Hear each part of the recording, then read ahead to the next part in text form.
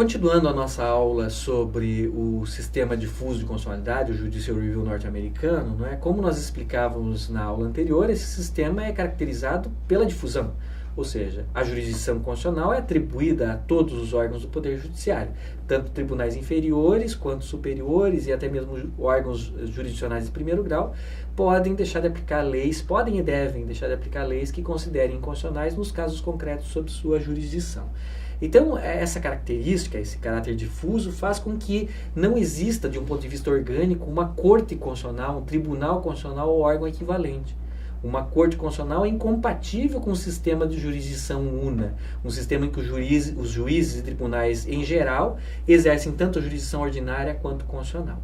Esse órgão, a Corte Constitucional, só existe em sistemas de jurisdição dupla, que são sistemas que dividem a jurisdição em ordinária e constitucional e atribuem a alguns órgãos a jurisdição ordinária, leia-se julgar questões de legalidade, e reservam a um órgão, que é exatamente a Corte ou Tribunal Constitucional, a competência com exclusividade para julgar a constitucionalidade das leis. É o caso dos tribunais constitucionais em países como a Áustria, a Alemanha ou Itália.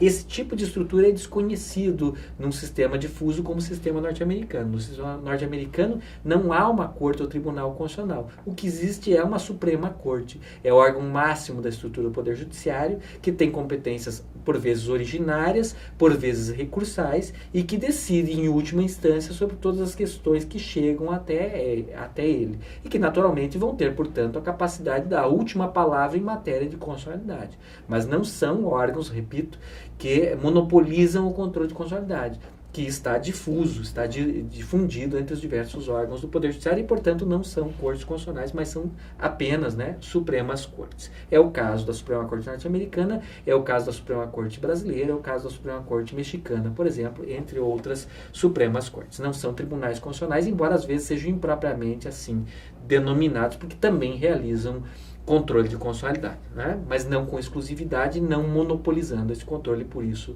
não são cortes constitucionais. Como se mencionava na aula anterior, o controle de constitucionalidade num sistema difuso como o norte-americano, ele é feito sempre em concreto. Não existe um controle em abstrato, aquele controle em que não há nenhuma lide, nenhum caso concreto entre pessoas concretas ou entre entidades concretas, mas simplesmente uma atividade que visa aferir a compatibilidade ou incompatibilidade de uma lei ou ato normativo infraconstitucional para com a Constituição. Não há essa possibilidade, não se levam questões abstratas para o judiciário decidir se há ou não há ferimento à Constituição num sistema como o sistema norte-americano difuso. É sempre um controle realizado em sede de um caso concreto. Ou seja, é preciso que haja um litígio concreto entre pessoas concretas ou entre a administração pública e determinadas pessoas e assim por diante, para que efetivamente no bojo desse caso concreto, quando há a possibilidade de aplicação de uma lei, cuja constitucionalidade se discute, o tribunal tenha, portanto, a competência e a habilitação para decidir como uma questão prejudicial se essa lei é constitucional ou não é constitucional, até porque dessa decisão sobre a constitucionalidade e inconstitucionalidade da lei vai depender a decisão do mérito. Se a lei for constitucional, ela é aplicável e, portanto, beneficia uma determinada parte na demanda. Se a lei for inconstitucional, ela é inválida e, portanto, inaplicável e, portanto, beneficia outra parte na demanda. Então, é desse modo que se dá o controle sempre em concreto, Uma observação importante, embora por vezes se tratem como sinônimo controle inconcreto e controle incidental, isso não é completamente adequado. O controle aqui será sempre inconcreto, sempre em casos concretos, normalmente incidental, mas muitas vezes também será em via principal. Num caso qualquer, por exemplo, em que existe uma lei para ser aplicada e existe uma dúvida sobre a constitucionalidade dessa lei, esse controle é incidental. O objeto do processo é um bem qualquer da vida, a posse ou a propriedade de um bem, a validade de um contrato ou de um negócio jurídico qualquer, e assim por diante. E a questão da constitucionalidade é uma questão incidental, uma questão prejudicial. Não é o objeto principal do processo, mas é uma questão que tem que ser julgada porque ela afeta o julgamento de mérito. Mas, às vezes, o controle é inconcreto, é concreto, mas é em via de ação. Por exemplo, quando existe uma ação constitucional para tutela de um direito fundamental, a questão da constitucionalidade é principal. Uma prisão inconstitucional é uma questão principal no processo de habeas corpus, por exemplo.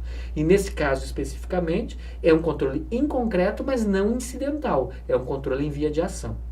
Então, o importante é destacar isso. Esse controle aqui é sempre em concreto, mas ele pode ser incidental ou ele pode ser em via principal, em via de ação, como é o caso típico das ações constitucionais de tutela de direitos fundamentais, que nós estudaremos no momento final dessa terceira parte do nosso curso, não é?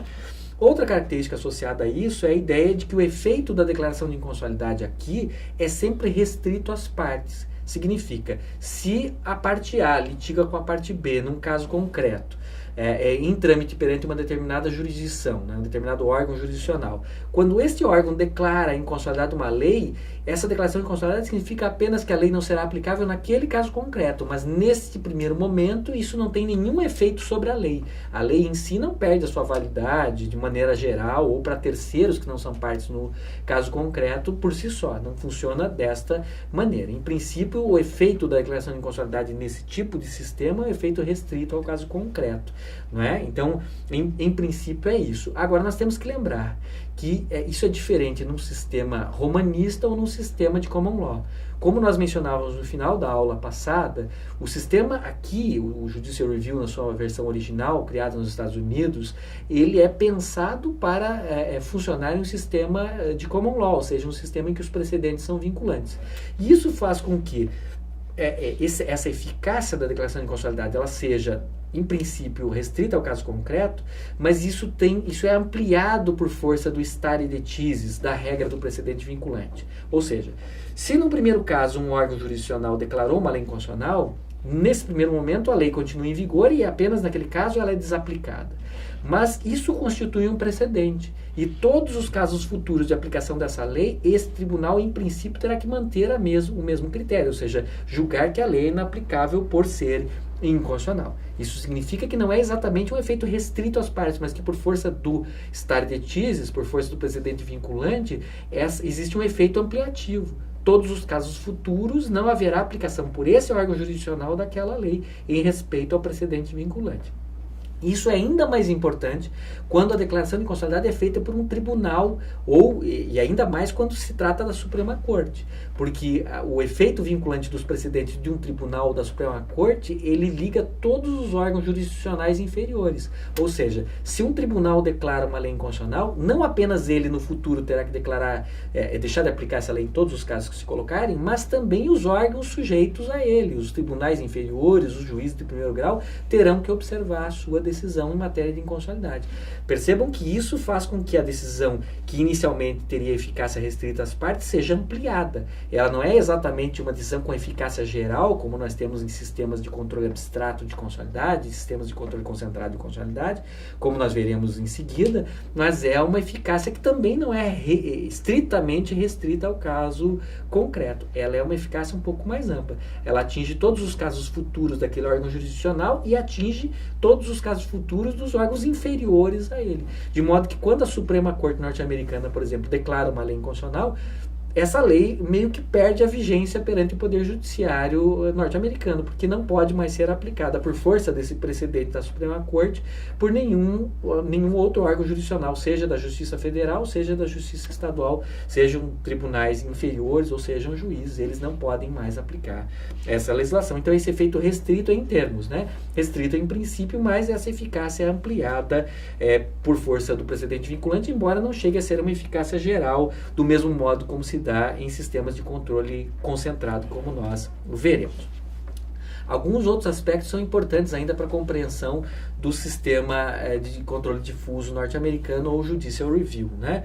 Como é que se concebe a inconstitucionalidade, né? Ou seja, a ideia essencial é associar a inconstitucionalidade à invalidade. Uma lei inconstitucional é inválida, não é? A inconstitucionalidade é um defeito que compromete a validade da lei inconstitucional.